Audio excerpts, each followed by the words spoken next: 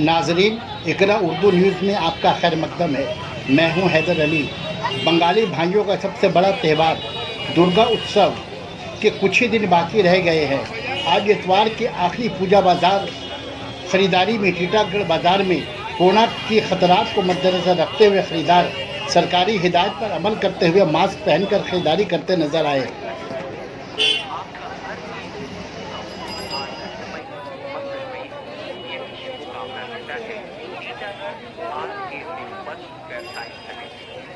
दुर्गा पूजा से लेकर छठ पूजा का त्योहार हर एक उत्सव आपका मंगलमय बताइए, घटना न घटे और आपकी यात्रा खरीद